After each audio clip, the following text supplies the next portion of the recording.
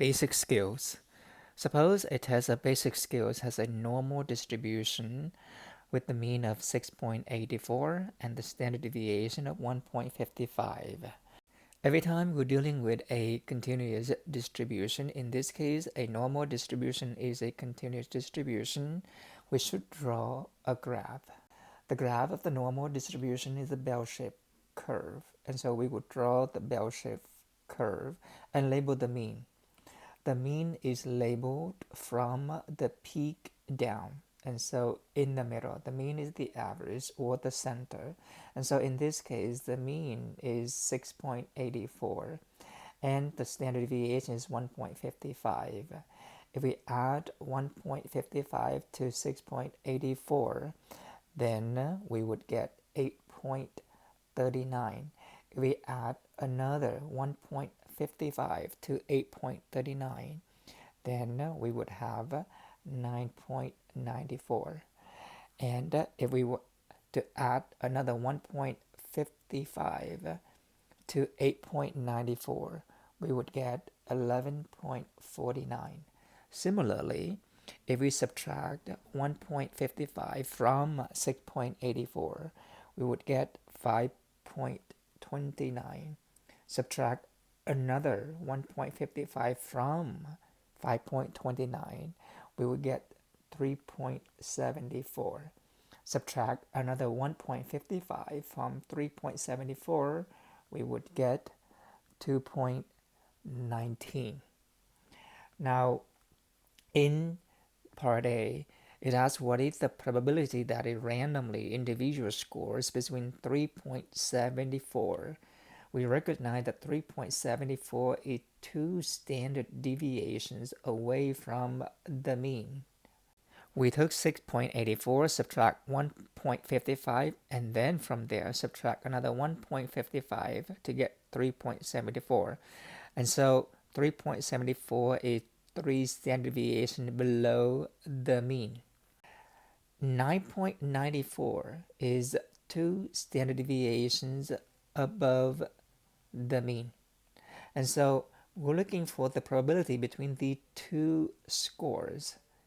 This means we're going to find the probability under the curve above the horizontal axis between the two values. But since the two values are precisely 2 standard deviations away from the mean, we know that using the empirical rule or the 68.95, 99.7% rule, we see that this area is 95%. In symbolic form, we would write capital P 3.74 less than x less than 9.94. Since this is a continuous random variable, it doesn't matter whether we use less than equals in this case. If we were to use less than or equal sign, the answer should be the same. This is 0.95.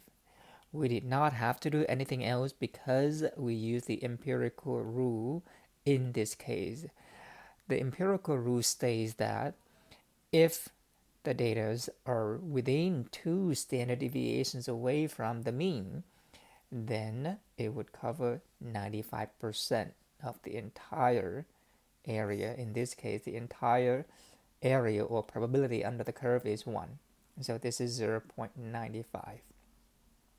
What is the probability that a randomly individual score more than 8.39? In symbolic form, this is the probability of x more than, which is greater, 8.39. And again, it does not matter whether we use greater than or equal. The answer is the same for continuous random variable, continuous distribution.